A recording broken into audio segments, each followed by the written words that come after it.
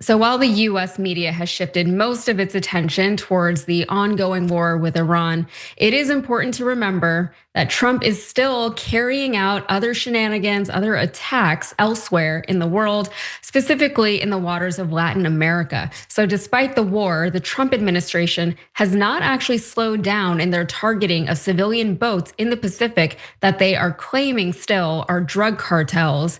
So as of April 14th, this is according to The Intercept, as part of Operation Southern Spear, the US military has now destroyed 51 vessels and killed 171 civilians. The Trump administration claims its victims are members of at least one of 24 or more cartels and criminal gangs with whom it claims to be at war, but refuses to name.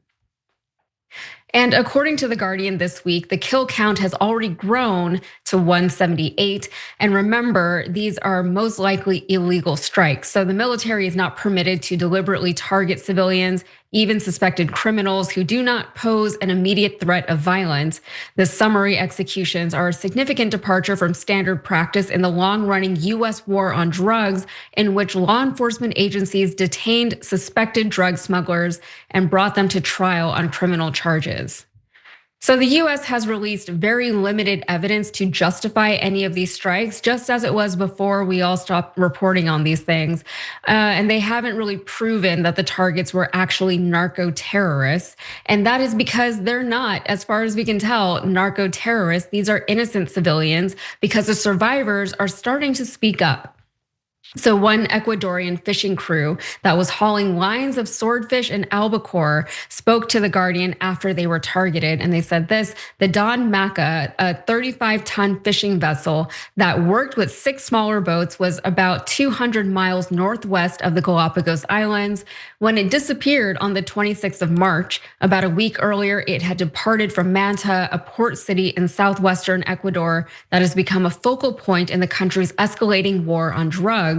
And it's 20 crewmen, all from nearby communities, including San Mateo, Santa Marianita, and Jaramillo, insist they were fishing when they were attacked.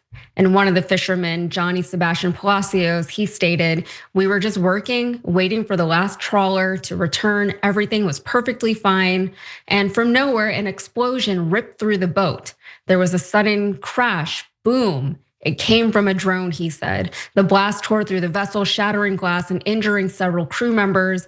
I ran upstairs and saw the boat destroyed. The whole ship was stripped bare." So the ship was actually hit twice by a US drone. And then also the fishers claim drones continued to circle overhead after the blast, leaving them fearing another strike. Mobile phone footage of the aftermath of the attack shows the terrified crew huddled at the stern of the ship with an alarm sounding as one of them waves a white shirt. Shortly afterwards, the crew say they were approached by a US patrol boat and were ordered to board. So Palacios stated that once the crew was boarded, their phones were confiscated and most of the photos and videos of the incident were wiped. So the crew of the patrol boat spoke English to each other and used a translator to address the Ecuadorians. From the moment we arrived on the US patrol boat, they were pointing guns at us, shouting, get in," said Palacios. "They handcuffed us, put hoods over our heads, and pushed us around. We were terrified they were going to kill us." According to the crew's account, they were held for several hours by the US vessel before being transferred to a Salvadorian patrol boat. And after several more days at sea, eventually to El Salvador, where they were taken to a military base and questioned. Later, they were handed over to immigration authorities and taken to a UN shelter. So eventually the fishermen were returned to Ecuador and released without charge. And as you can imagine, some of them are left injured and traumatized, and they're afraid to continue fishing, which, like, I don't know, was that the intended outcome? So Palacios rejected any suggestion that the crew were involved in drug trafficking, arguing that if they had been any evidence to support that claim, they would have been arrested and charged. If we had been carrying something illegal, we wouldn't be here. We'd be in the United States in jail.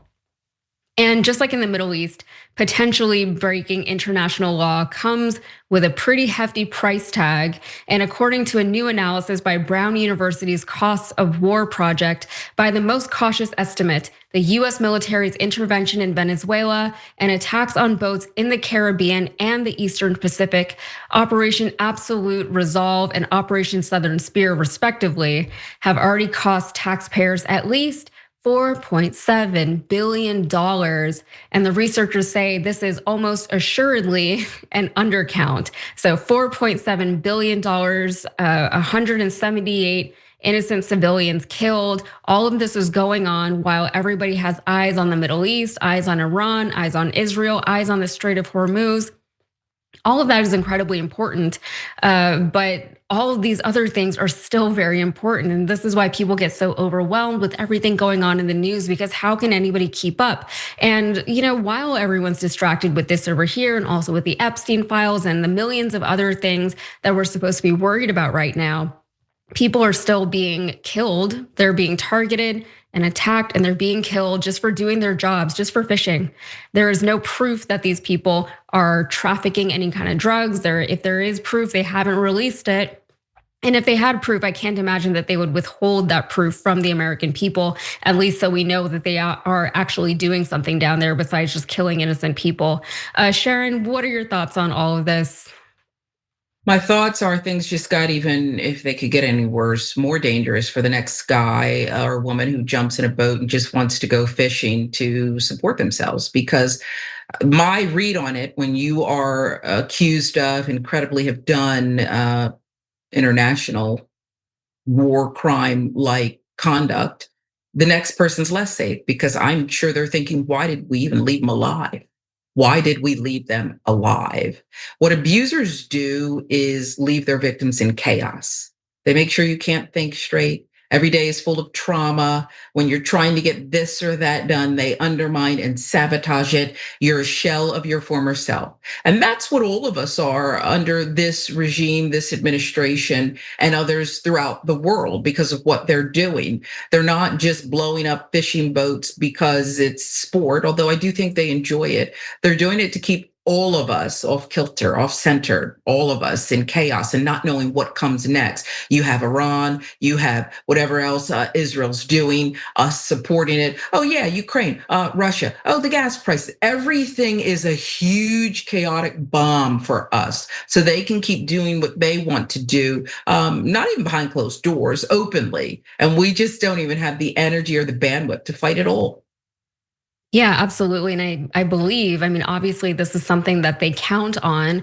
They're counting on us being distracted. They're counting on us being exhausted, too exhausted to fight back, too broke to fight back. That's a real thing, like taking on the military and the government and even, all these legal things that are happening around the country. It takes a lot of money to fight back against those things. And we're committing war crimes potentially in the Eastern Pacific Ocean and the Caribbean and in Venezuela.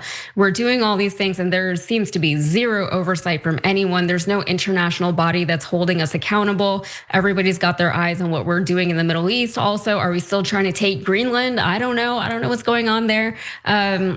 There's a lot going on that we're supposed to just kind of take in and deal with. But in the meantime, I always tell people whenever you get a little overwhelmed with what's going on in the world, look smaller, look to your local and state level elections, because like that is where you can actually start enacting some change and then move upwards. Right now we have a bunch of people who are not qualified to be leading our country, who are in positions of power, and that's where that was all very intentional. That's what they want. So every time you ring the bell below, an angel gets his wings. Totally not true, but it does keep you updated on our live shows.